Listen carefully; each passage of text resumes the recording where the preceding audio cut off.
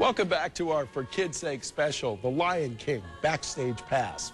Well, now we want to introduce you to some of the principal actors who play the main characters in this amazing production. We begin with the evil Uncle Scar. Larry Yando plays this role with villainous vigor. I've never been a leading man.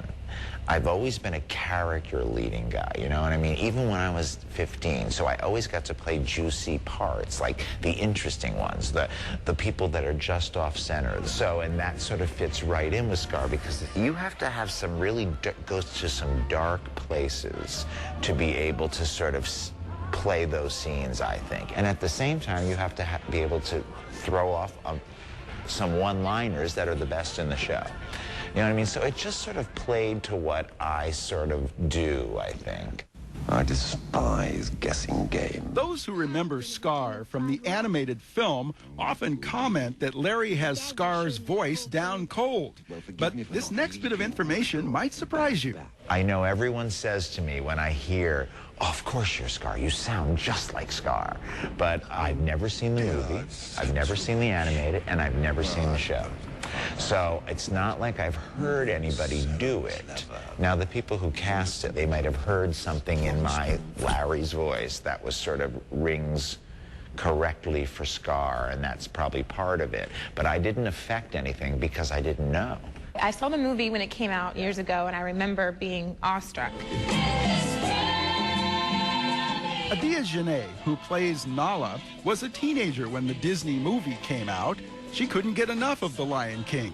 She still can't. I mean, it's absolutely, I think, a piece of theatrical history. I highly doubt that there will be a show comparable to this in terms of ingenuity and innovation and invention. This is something that I think, you know, could be a once-in-a-lifetime experience. Since this is my first professional show ever. Really? Yeah, I haven't been in a musical since high school, actually. I was pretty lucky to land this role in this show the way that I did. So this has been a great learning experience for me. The Lion King himself, Mufasa, is played by Rufus Bond Jr. This role, strong leader, is about taking care of the community, and also because it represents who I am as a black man, and a positive image of a black man taking care of his family and his community, and all of those things I already knew about, and I believe in them. And speaking of ties to the community, well, that brings us to SIMBA, the Northwest's own Brandon Lewis. Ironically, I grew up in Salem, Oregon, and my mom, thank God, lives in Seattle, so I get to stay with her for free for 8, 9 weeks. And he is excited to strut his stuff for his friends and family.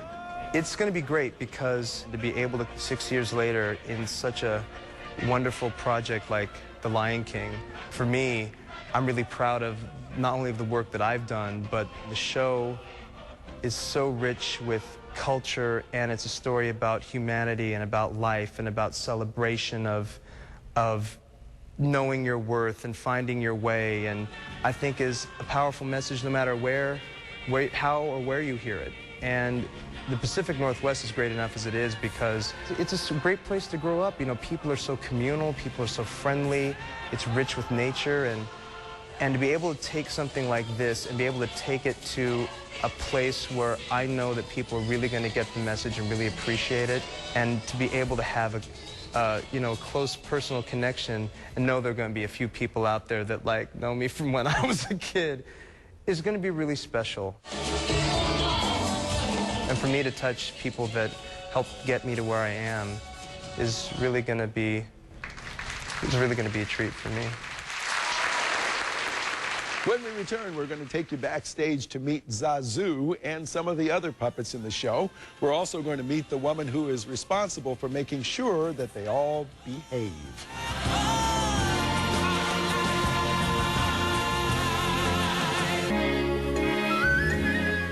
Welcome back to our For Kids' Sake special, taking you behind the scenes of the award-winning musical, The Lion King. Well, as you've seen, this show has some amazing music and choreography, but it also features some of the most interesting puppetry ever created. And I managed to pull a few strings to get us into the puppet shop so that you could find out how all of this works. We're going to introduce you to the puppet supervisor, not this guy, and Salt.